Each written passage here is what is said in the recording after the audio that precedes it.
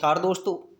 आज हम Indian polity का एक बहुत ही महत्वपूर्ण टॉपिक लेकर के हाजिर आपके पास। और आज का जो हमारा टॉपिक रहने वाला है वो रहेगा अनुच्छेद 32 से संवैधानिक उपचारों का अधिकार। आज हम इस वीडियो में जानेंगे कि संविधान का जो आर्टिकल नंबर 32 है उसको संवैधानिक उपचारों का अधिकार क्यों कहा जाता है, क्यों भीमराव अंबेडकर जी के द्वारा इसको संविधान की आत्मा कहा गया है, आत्मा कहने के पीछे कौन कौन सी बातें हैं, कौन कौन से तर्क दिए गए, आज सभी चीज़ों पर हम चर्चा करने वाले हैं। और साथ में आपको ये पता चलेगा कि इस संविधान के अंतर्गत कौन कौन से प्रावधान किए गए हैं, क्या क्या बातें बताई गई हैं, उन सभी पर चर्चा करने वाले हैं। तो आइए शुरू करते हैं अपनी वीडियो।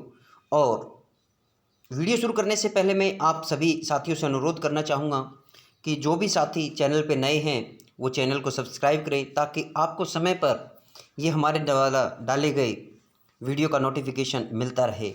तो चलिए शुरू करते हैं आज की वीडियो। तो यहाँ पर देखिए आर्टिकल नंबर 32 में क्या कुछ बताया गया है। यह अनुच्छेद भारतीय संविधान में संवैधानिक उपचारों का अधिकार कहलाता है। क्या कहलाता है? संवैधानिक उपचारों का अधिकार कहलाता है। डॉक्टर भीमराव अंबेडकर जी ने अनुच्छेद 32 को भारतीय संविधान की आत्मा और हृदय कहा है। आत्मा और हृदय क्यों कहा गया है वो आज हम इस वीडियो के अंदर जानेंगे। क्यों कहा? इसलिए कहा कि यदि अनुच्छेद सभी नागरिकों को, यह अनुच्छेद सभी नागरिकों को ये छूट देता है कि वह अपने मौलिक अधिकारों के संरक्षण के लिए कहाँ जा सकते हैं? सुप्रीम कोर्ट जा सकते हैं, सर्वोच्च न्यायालय के पास जा सकते हैं। यहीं पर एक प्रावधान और भी किया गया है कि यदि किसी नागरिक के मौलिक अधिकारों का हनन होता है तो वो हाई कोर्ट में भी जा सकता है। हाई कोर्ट में जाने के लिए आपके पास आर्टिकल नंबर 226 दिया गया है, जिसके तहत आप हाई कोर्ट में भी जा सकते हैं। सुप्रीम कोर्ट में के पास जाने के लिए क्या होता है कि ये जब सुप्रीम कोर्ट में जाया जाता है तो ये अपने जो केंद्रीय सरकार होती है, सरकार के खिलाफ यदि सरकार अपने हमारे अधिकारों का हनन करती है तब हम सुप्रीम कोर्ट में जा सकते हैं। अन्यथा यदि नागरिक और नागरिक के बीच अधिकारों से संबंधित कोई मामला है तो ये हाई कोर्ट में जाता है, न कि सुप्रीम कोर्ट में जाता है। और वहाँ पर हम अपने अधिकारों को लागू करने की मांग कर सकते हैं जब मामला सरकार और नागरिक के बीच होता है। तो ये महत्वपूर्ण बातें हैं इससे संबंधित। आगे देख लेते हैं। ये जो अधिकार दिए गए हैं ये रिट के माध्यम से दिए गए हैं। यदि आपको सरकार के द्वारा किसी अधिकार से वंचित किया जाता है तो आप कैसे जा सकते हैं? तो देखिए ये रिट हैं, अंग्रेजी कानून से लिए गए हैं। सबसे पहले यानी ये हमें प्रावधान कहाँ से मिला? प्रावधान मिला है हमें ब्रिटेन से। ब्रिटेन के राजा को ये अधिकार था कि यदि नागरिकों के साथ उनका न्याय नहीं मिलता है तो वो राजा के पास जाकर के अपने न्याय की गुहार लगा सकते थे। तो इसलिए न्याय का झरना भी इसको कहा जाता है। ये क्वेश्चन पूछा जा चुका है एग्जाम के अंदर कि न्याय का झरना किस आर्टिकल को कहा जाता है? तो 32, आर्टिकल नंबर 32। किस आर्टिकल के तहत आप न्यायिक रिट जारी कर सकते, सुप्रीम कोर्ट को न्यायिक रिट जारी करने का अधिकार है? तो आर्टिकल नंबर 32। ये अधिकार क्या है, रिट क्या है? ये विशेष अधिकार रिट हैं, राजा द्वारा जारी किया गया था। इन्हें न्याय का झरना कहा गया था। उपरोक्त बिंदुओं से संवैधानिक उपचारों के अधिकार एवं उसकी महत्ता को देखते हुए भीमराव अंबेडकर जी ने इसे क्या कहा था? भारतीय संविधान की आत्मा और हृदय कहा था। इसीलिए जो संवैधानिक उपचारों का जो अधिकार है आर्टिकल नंबर 32 से, इसको संविधान का सबसे महत्वपूर्ण भाग माना जाता है। इसके बगैर हमारा संविधान जो है वो अधूरा माना जाता है। इसलिए इसको सबसे महत्वपूर्ण, संविधान के सभी आर्टिकल्स के अंदर यदि सबसे महत्वपूर्ण कोई आर्टिकल है तो वो आर्टिकल नंबर 32 है, क्योंकि ये नागरिकों को अपने अधिकारों की सुरक्षा प्रदान करता है। यहीं पर यदि हम बात करें कि ये कौन जारी कर सकता है ये रिट, तो आप देख पा रहे होंगे सर्वोच्च न्यायालय इन अधिकारों की रक्षा के लिए अनेक प्रकार की रिट जारी करता है। प्रमुख रूप से हम यहाँ 5 प्रकार की रिट की बात करेंगे। पहले है आपकी बंदी प्रत्यक्षीकरण, दूसरी है आपकी प्रमादेश, तीसरी है आपकी प्रतिषेध, चौथी आपकी अधिकार परीक्षा और उत्प्रेरक आदि। ये कुछ कुल मिलाकर के 5 प्रकार की रिट हैं जो कि सुप्रीम कोर्ट किसी अधिकारी यानी सरकारी संस्था, यहाँ पे आप सरकारी न्याय क्या बोलेंगे, कोई भी सरकारी अधिकारी है यदि वो अपने काम में लापरवाही बरतता है या किसी भी प्रकार की कोई नागरिक संबंधी उसके साथ समस्या है तो उसके खिलाफ ये याचिका दायर की जाती है। इसी याचिका को रिट कहा जाता है। जनहित याचिका के मामले को अनुच्छेद 32 के तहत सुनना शुरू किया गया है, जिसके अंतर्गत कोई भी व्यक्ति या कोई भी समूह किसी पीड़ित व्यक्ति की ओर से, यानी ये नहीं है कि वही व्यक्ति, कोई भी व्यक्ति या समूह पीड़ित व्यक्ति की तरफ से न्यायालय में मौलिक अधिकारों के संरक्षण के लिए रिट याचिका दायर कर सकता है। उस समय यह रिट जारी करेगा आपका सुप्रीम कोर्ट। तो रिट जारी करने का अधिकार किसको प्राप्त है? सुप्रीम कोर्ट को अधिकार प्राप्त है। किसके खिलाफ ये रिट जारी की जाती हैं? सरकारी तंत्र के खिलाफ ये रिट जारी की जाती हैं। तो पहली रिट देख लेते हैं हम। पहली रिट क्या अपनी बंदी प्रत्यक्षीकरण। यहाँ पर ये ध्यान रखना जरूरी है, habeas corpus writ in India, इसको जानना बहुत जरूरी है। इंग्लिश में भी इसको जानना बहुत जरूरी है। हैबियस कॉर्पस रिट क्या है?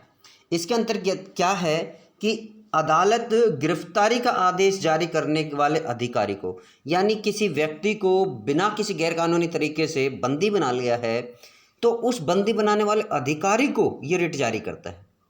बंदी को न्यायाधीश के सामने सशरीर, यहाँ पे हैबियस कॉर्पस का मीनिंग होता है सशरीर, उस व्यक्ति को सशरीर उपस्थित किया जाए, कारण बताया जाए। अगर उन कारणों से सरकार असंतुष्ट है, न्यायालय असंतुष्ट है, तो उस व्यक्ति को तुरंत छोड़ने का आदेश दे सकती है। ये है आपका हैबियस कॉर्पस। यहीं पर परम आदेश। अब परम आदेश जैसा कि नाम से ही आपको लग रहा है, इसको जो लेटिन भाषा के वर्ड ही आपके मैंडेमस है, आपका जो हैबियस कॉर्पस है, ये लेटिन भाषा के शब्द है। इन शब्दों को ऐसे भी याद रख लेना बहुत जरूरी, क्योंकि इनसे एज इट इज भी क्वेश्चन पूछे जाते हैं। परम आदेश, देखिए परम आदेश क्या होता है? जो सर्वोच्च संस्था के द्वारा दिया गया है। तो अपने यहाँ पर सर्वोच्च संस्था क्या है? सुप्रीम कोर्ट है। इसके द्वारा न्यायालय अधिकारी को आदेश देता है कि वह उस कार्य को करे जो उसके अधिकार क्षेत्र के अंतर्गत है। यानी कई ऐसा अधिकारी जो कि अपने अधिकार क्षेत्र से बाहर काम करता, तो उसको सुप्रीम कोर्ट या उच्च न्यायालय, जो उच्चतर संस्था है, वो निम्न स्तर को क्या आदेश जारी कर सकती है? परम आदेश इसको बोला जाता है। यानी हम आदेश देते हैं, इसका अर्थ होता है हम आदेश देते हैं। वहीं पर प्रतिषेध लेख क्या होता है? यह किसी भी न्यायिक या अर्ध न्यायिक संस्था के विरुद्ध जारी हो सकता है। कोई न्यायिक भी हो सकती है, अर्ध न्यायिक भी हो सकता है। इसके माध्यम से क्या है, न्यायालय के न्यायिक अर्ध न्यायिक संस्था को अपने अधिकार क्षेत्र से बाहर निकलकर कार्य करने से रोका जाता है। यानी कोई ऐसा अधिकारी जो अपने अधिकार क्षेत्र से बाहर जाकर कार्य करने लगता है तो उसको इसके लिए रोका जाता है। प्रतिषेध रिट का मुख्य उद्देश्य क्या है? किसी अधीन न्यायालय को अपने अधिकारिता का अतिक्रमण करने से रोकना है। यानी अतिक्रमण का मतलब, यानी वो किसी अन्य सिस्टम के तहत कार्य करने लग जाता है। प्रतिषेध, कोई व्यक्ति जिस अधिकार के लिए, जिस काम के लिए लगाया गया है, उस काम को न करके वो इधर उधर की बातों में लग जाता है, तो ऐसे उसको प्रतिषेध किया जाता है, उसको प्रोहिबिट किया जाता है। इसका मतलब होता है प्रोहिबिशन। यहाँ पर इसको क्या नाम दिया जाता है? प्रोहिबिशन। तो इसीलिए ये विधायिका, कार्यपालिका या किसी निजी व्यक्ति या संस्था के खिलाफ इसका प्रयोग नहीं होता। इसका प्रमुख विशिष्ट अधिकारी या अधीन न्यायालय के अधीन जो व्यक्ति कार्य करता है उसके खिलाफ ये जारी की जाती है प्रतिषेध रिट। अगली जो रिट है अपनी सबसे महत्वपूर्ण, वो देखिए उत्प्रेषण रिट। उत्प्रेषण का मतलब होता है ऊपर भेजना। उत्प्रेषण का मीनिंग होता है ऊपर भेजना। इसको क्या बोला जाता है? इसको श्रियोरेरी बोला जाता है, लेटिन भाषा में श्रियोरेरी। यह रिट किसी वरिष्ठ न्यायालय द्वारा किसी अधीन न्यायालय को जारी की जाती है। यानी वो किसी मामले पर सुनवाई कर रहा है तो वहाँ पर उस सुनवाई को रोक करके अपने पास उसे को रोक ले सकता है। यानी उसकी आधिकारिकता का उल्लंघन कर रहा हो तो को रोकने के उद्देश्य से जारी की जाती है ये रिट। और उसको ऊपर, यानी वहाँ पर मान लीजिए किसी व्यक्ति को वहाँ पर न्याय नहीं मिल रहा है तो उसके मामले की, उसकी फाइल को वहाँ पर बंद करवाकर सुप्रीम कोर्ट अपने पास उसको ट्रांसफ़र कर सकता है, उसको अपने पास ले सकता है। ये आपके उत्प्रेषण रिट है। अंतिम रिट रह गई आपकी को वारंटो, अधिकार परीक्षा। इसको को वारंटो बोला जाता है। इस कड़ी में अंतिम रिट है। अर्थ क्या है इसका? आपका क्या प्राधिकार है? यानी एक ऐसे व्यक्ति को जो कि वास्तव में असंवैधानिक रूप से किसी सार्वजनिक पद पर आसीन हो जाता है। यहाँ पर ये पॉइंट सबसे महत्वपूर्ण समझने का कि कोई व्यक्ति गलत तरीके से किसी सरकारी पद पर पहुँच जाता है तो वहाँ पर मान लीजिए जो सस्पिशियस होता है, शक का दायरा होता है, तो वहाँ पर उस व्यक्ति से पूछा जाता है आप किस अधिकार से ये काम कर रहे हैं, किस अधिकार से आप इस क्षेत्र पद पर पहुँचे हैं, तो उसके खिलाफ ये कार्रवाई की जाती है अधिकार परीक्षा को वारंटो और रिट के माध्यम से। तो ये अपनी कुछ प्रमुख रिट थी जो कि अपने आर्टिकल नंबर 32 को एक महत्वपूर्ण आर्टिकल बनाती हैं। संवैधानिक उपचारों का अधिकार इसी के माध्यम से दिया जाता है। तो इन सभी के बारे में हमने ये जाना कि क्यों इनको भारतीय संविधान की आत्मा कहा भीमराव अंबेडकर जी ने, इन सभी के बारे में जाना। ये थी आज की अपनी वीडियो। कैसी लगी आपको ये वीडियो? और अच्छी लगी है तो आप वीडियो को शेयर करें, लाइक करें। आज के लिए वीडियो में इतना ही। Thank you, have a nice day.